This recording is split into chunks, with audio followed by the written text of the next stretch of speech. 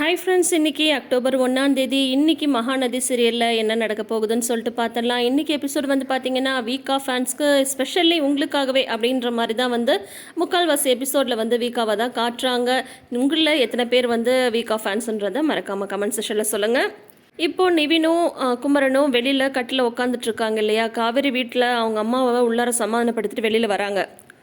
காவேரிக்கு ரொம்ப கில்ட்டியாகவே இருந்துகிட்ருக்கு. நிவினை பார்க்கும் போதெல்லாம் இந்த மாதிரி நிவினை கஷ்டப்படுத்திட்டோமே அப்படின்ற மாதிரி தான் தோணுது. கங்கா வந்து பார்த்துட்றாங்க. பார்த்துட்டு காவேரி வந்து பேசாமல் போகிறத பார்த்துட்டு கங்கா வந்து மனசுக்குள்ளார நினைக்கிறாங்க, இந்த மாதிரி தர்ம சங்கடம்லாம் வரும்னு சொல்லிட்டு தானே இந்த கல்யாணம் நடக்கக்கூடாதுன்னு நான் வந்து நினச்சேன். இப்போ எல்லாத்தையும் முடிச்சதுக்கப்புறம் என்ன பண்ணுறது, இதெல்லாம் எப்படி கடந்து போகிறது தெரில அப்படின்னு சொல்லிட்டு கங்காவுக்கு வந்து அதுவே தோணிட்டுருக்கு. நல்ல ஒரு மெச்சூர்டு கேரக்டராக கங்காவை வந்து காட்டுறது உண்மையிலேயே அழகாகவே இருக்குது. இப்போ பார்த்தீங்கன்னா காவேரி வந்து ரூமில் உட்காந்துட்ருக்காங்க. ரூமில் உட்காந்து நடந்ததெல்லாம் நினச்சி அப்படியே சைலண்ட்டாக உட்காந்துட்ருக்காங்க. அப்போ வந்து நம்ம ஹீரோ வராரு விஜய். வந்ததும் வந்து பார்த்தீங்கன்னா என்னாச்சு காவேரி அப்படின்னு சொல்கிறாங்க. உடனே வந்து அவங்கள மீறி ஒரு அழுகை வந்து வந்துடுது. விஜயை கட்டி பிடிச்சிட்டு அழறாங்க. என்னாச்சு காவேரி, என்னாச்சு, ஏன் இன்னும் வந்து நீ அழுதுட்ருக்க? அதான் நம்ம வந்து யமுனாவை சேவ் பண்ணிட்டோம்ல, விடு, எல்லாமே சரியாக போயிடுச்சு, அவ்வளோதான் அப்படின்றாரு விஜய். உடனே வந்து காவேரி வந்து சொல்கிறாங்க, யமுனாவை வந்து சரி பண்ணிட்டோம், ஆனால் நிவினை வந்து இதில் நம்ம வந்து மாட்ட வச்சுட்டோம், எனக்கு வந்து ரொம்ப கில்ட்டியாக இருக்குது, தப்புன்னு தெரிஞ்சே ஒரு விஷயத்தை வந்து நம்ம செஞ்சுருக்கோம். யமுனாவை சேவ் பண்ணதெல்லாம் இருக்கட்டும், ஆனால் நிவினை வந்து நம்ம வந்து கஷ்டப்படுத்திட்டோன்னு எனக்கு வந்து தோணுது.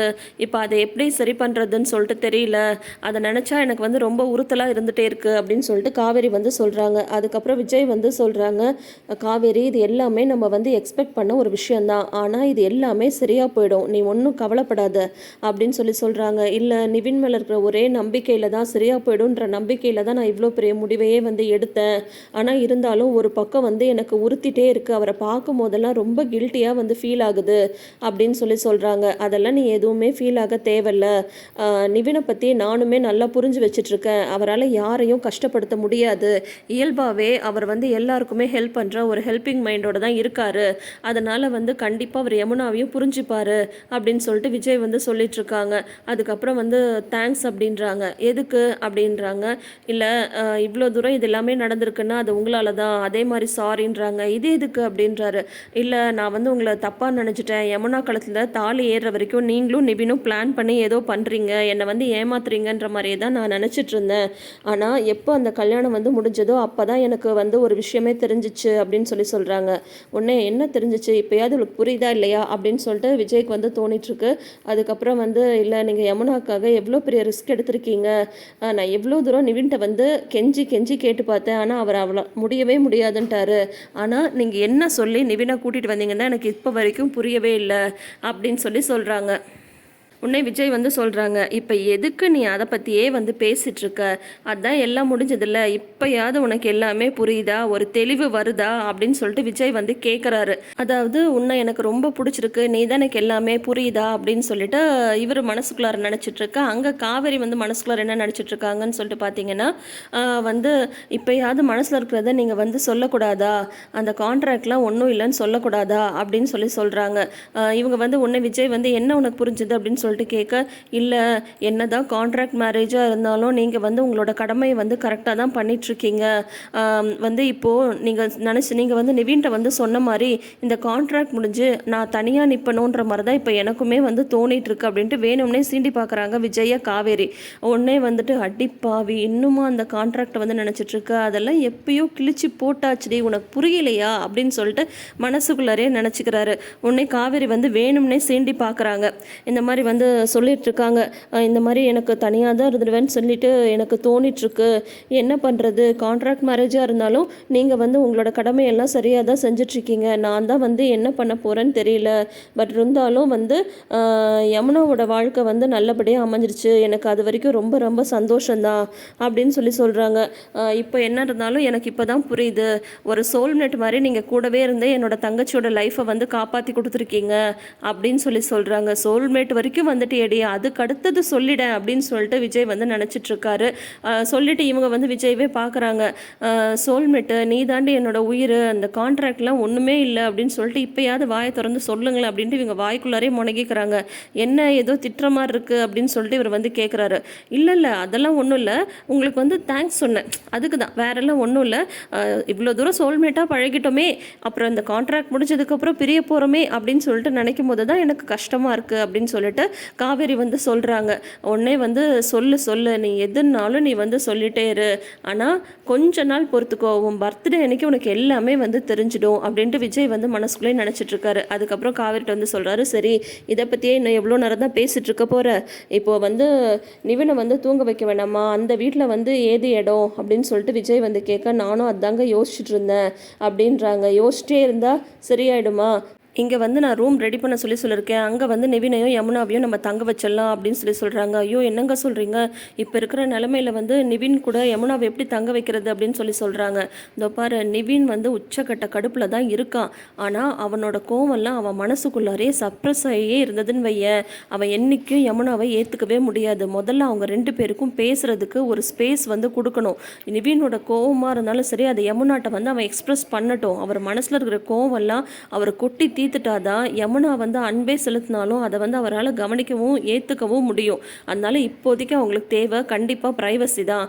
அதனால் வந்து அவங்க 2 பேரையும் நம்ம ஒரே ரூமில் வந்து தூங்க சொல்லலாம் அப்படின்றாரு விஜய். காவேரி இதெல்லாம் சரியாக வருமா அப்படின்னு சொல்லி கேட்குறாங்க. இதுதான் சரியாக வரும், முதல்ல அவங்க 2 பேரும் மனசு விட்டு பேசட்டும், எதுனாலும் ஒரு கோபமாக இருந்தாலும் சண்டை போடட்டும், கத்தட்டும், அதுக்கப்புறம் அது எல்லாமே சரியாயிடும் அப்படின்றாரு விஜய். உடனே வந்து காவேரி மனசுல நினச்சிக்கிறாங்க, இதெல்லாம் நல்லா தெளிவாக பேசு, ஆனால் என் மனசில் இருக்கிறது மட்டும் புரிஞ்சிக்காது அப்படின்ட்டு இவங்களுக்கு வந்து தோணுது. என்ன அமைதியாக இருக்குது அப்படின்னது, இல்லை இந்தளவு நீங்கள் யோசிச்சிருக்கீங்களா அப்படின்றாங்க. நான்லாம் எல்லாமே கரெக்டாக தான் யோசிச்சுட்ருக்கேன், ஆனால் உனக்கு தான் எதுவுமே புரிய மாட்டேங்குது அப்படின்னு சொல்லிட்டு விஜய் வந்து சொல்லிட்டு போகிறாங்க. சரி நான் வந்து போய் குமரன் ப்ரோவை பார்த்துட்டு வரேன் அப்படின்றாங்க. அவர் எதுக்குங்க அப்படின்னது, அதை பாரு, இப்போ நிவின் இருக்கிற நிலைமையில் நான் போய் எங்கள் வீட்டில் தங்குங்கன்னு சொன்னால் அவ்வளோதான், கண்டிப்பாக அவன் வந்து ஒத்துக்க மாட்டான். அதே குமரன் சொன்னால் ஒத்துப்பான், ஏன்னா 2 பேரும் ஃப்ரெண்ட்ஸ் இல்லை அப்படின்னதும் ஆமாம் அப்படின்றாங்க. அதுக்கு தான் குமரனை வர சொல்லியிருக்கேன், நான் போய் பேசிட்டு வரேன்னு சொல்லிட்டு போனால் கீழே குமரன் வந்து வெயிட் பண்ணிகிட்ருக்காங்க. சொல்லுங்கள் ப்ரோ என்ன விஷயம் அப்படின்னதும், இல்லை நிவினை வந்து தூங்க வைக்கணும்ல, நிவினுக்கும் யமுனாக்கும் வந்து ரூம் வேண்டாமா அப்படின்னு சொல்லிட்டு விஜய் வந்து கேட்குறாங்க. ஆமாம் பிரதர், நானுமே அதுதான் யோசிச்சுட்டு இருந்தேன், என்ன பண்ணுறதுன்னு எனக்கு புரியல அப்படின்னதும், நீங்கள் ஒன்றும் பண்ண வேண்டாம், நான் வந்து இங்கே ரூம் வந்து ரெடி பண்ண சொல்லிட்டேன், அவங்க வந்து இங்கேயே தங்கட்டும் அப்படின்னதும், அதுவும் நல்ல யோசனை தான் அப்படின்றாங்க. அப்போனா என்ன இன்னைக்கு ஃபஸ்ட் நைட்டா அப்படின்னு கேட்குறாரு. அதெல்லாம் நம்ம வந்து நினச்சி கூட பார்க்க முடியாது ப்ரோ, இப்போ நிவின் இருக்கிற நிலமையில் அவ்வளோதான். ஆனால் முதல்ல அவங்க 2 பேரும் பேசட்டும், தனியாக இருக்கட்டும், அப்புறம் எதுனாலும் பார்த்துக்கலாம் அப்படின்னு சொல்லிட்டு சொல்கிறாரு. இப்போ நீங்கள் தான் போய் நிவினை வந்து இங்கே வந்து தங்க சொல்லணும், ஏன்னா நான் சொன்னால் அவ்வளோதான், அவன் வந்து என் மேலே பயங்கர கோவமாக இருக்கான் அப்படின்னு சொல்கிறாங்க. உடனே குமரன் வந்து சொல்கிறாங்க, ஆமாம் என் மேலே செம கடுப்பில் தான் இருக்கான், பட் இருந்தாலும் அவன் வந்து சரியாயிடுவான், நான் தான் அவனை சின்ன வயசுலேருந்து பார்த்துட்ருக்கேன்ல, ஸ்கூல் படிக்கும் போதுலேருந்தே அப்படி தான், அவனோட கோவம்லாம் வந்து உடனே சரியாயிடும், அவன் ரொம்ப ரொம்ப நல்லவன் அப்படின்னு சொல்கிறாங்க. ஆமாம் அந்த நம்பிக்கையில் தான் இந்த கல்யாணத்தையே நாங்கள் வந்து பண்ணி வச்சுருக்கோம் அப்படின்னு சொல்கிறாங்க. நீங்கள் ஒன்றும் கவலைப்படாதீங்க, இப்போ என்ன நிவின் நீங்கள் வரணும் அவ்வளோதானே, நான் பார்த்துக்கிறேன் அப்படின்னு சொல்லிட்டு குமரன் வந்து போகிறாரு. அப்போ நிவின் வந்து கோவமாக வெளியில் நின்றுட்டுருக்காரு. ஏன்டா இப்படியே வெளியிலே நின்றுட்டுருக்க, சரி நீ தூங்க வேண்டாமா அப்படின்னதும், ஆமாம் அதனால தான் நான் வந்து வெயிட் பண்ணிட்டுருக்கேன், நான் வந்து வீட்டுக்கு கிளம்புறேன், நீ வந்து உள்ளே எல்லார்ட்டையும் சொல்லிவிடு, நான் வேணால் காலையில் வரேன் அப்படின்றாரு நிவின். டே நிவின், நீ வந்து இன்னைக்கு இங்கே தாண்டா தங்கணும், சொன்னால் கேளுடா அப்படின்றாங்க. இங்கேன்னா இங்கேல்ல, விஜய் வந்து அங்கே ரூம் ஏற்பாடு பண்ணியிருக்காரு, நீயும் யமுனாவும் அங்கே தங்கிக்கோங்க அப்படின்னதும், என்னென்ன விளையாடுறியா, என்னை வந்து அங்கே இங்கேன்னு சொல்லி தங்க வச்சு இந்த மாதிரி வந்து என்னை அலக்கழிச்சிட்ருக்கீங்களா, தெரியாமல் உங்கள் வீட்டு பொண்ணுக்கு நான் ஒரு ஹெல்ப் பண்ணிட்டேன், ஒரு நல்லது பண்ண போயிட்டேன், அதுக்கு எல்லாரும் சேர்ந்து என்னை வந்து வச்சு செஞ்சிட்ருக்கீங்கள, இன்னும் என்னெல்லாம் தான் பண்ணலான்னு நினச்சிட்ருக்கீங்க, என்னாலாம் போய் எந்த வீட்லேயும் தங்க முடியாது அப்படின்னு சொல்லிட்டு கத்துறாரு நிவின். உடனே வந்து பாட்டி வந்து வந்துடுறாங்க. டே குமரா என்னடா ஆச்சு அப்படின்னு சொல்லி கேட்குறாங்க. அது ஒன்றும் இல்லை பாட்டி, நிவின் வந்து இன்றைக்கி இங்கே தானே தங்கணும், அவன் வந்து வீட்டுக்கு போகிறேன்னு சொல்லிட்டு இருக்கான் அப்படின்னு சொல்லவும், இல்லை மாப்பிள்ள இன்றைக்கி வந்து நீங்கள் வீட்டுக்கெலாம் போக முடியாது, நீங்கள் வந்து இன்றைக்கி இங்கே தான் தங்கணும், நான் சொன்னால் கேளுங்க, நீங்கள் கோபமாக இருக்கீங்கன்னு தெரியுது, இருந்தாலும் வந்து அவன் ஒரு பாட்டின்ற விதத்தில் நான் வந்து சொல்கிறேன், என் பேச்சுக்கு நீங்கள் மதிப்பு கொடுப்பீங்கன்னு நினைக்கிறேன், இங்கே தங்குறீங்களா அப்படின்னு சொல்லிட்டு கேட்குறாங்க பாட்டி. உடனே நிவினும் வேறு வழி இல்லாமல் சரி அப்படின்னு சொல்கிறாங்க. அவ்வளோ தாண்டா குமரா, இது ஒரு பிரச்சனையா போடா அப்படின்னு சொல்கிறாங்க. ரொம்ப தேங்க்ஸ் நிவின், நீங்கள் தங்குறேன்னு சொல்லி ஒத்துக்கிட்டதுக்கு அப்படின்னதும், இருந்தாலும் நிவினுக்கு வந்து செம கடுப்பில் வந்து இருக்காரு. அதோட இன்றைக்கி எபிசோடை வந்து முடிச்சிருக்காங்க. ஸோ நாளைக்கு வந்து யமுனாவுக்கு வந்து கச்சேரி தான், என்ன தான் கச்சேரி கலக்கட்ட போகுதுன்னு நாளைக்கு நம்ம வெயிட் பண்ணி பார்ப்போம். ஆக மொத்தம் இன்றைக்கி வந்து எபிசோடை பார்த்துட்டு கண்டிப்பாக விஜய் காவேரி ஃபேன்ஸ் வந்து ஹாப்பியாக இருந்திருப்பாங்க. அந்த மாதிரியான ரொம்ப நாள் கழிச்சு அவங்களுக்குள்ளார அந்த ஒரு பாண்டிங் சீனை தான் வந்து இன்றைக்கி காட்டினாங்க. ஸோ தொடர்ந்து வீடியோஸ்க்கு நம்ம சேனலை சப்ஸ்கிரைப் பண்ணிக்கோங்க. நோட்டிஃபிகேஷன் பெல் ஐக்கானில் ஆல் சிம்பிள் கிளிக் பண்ணிக்கோங்க. தேங்க்யூ.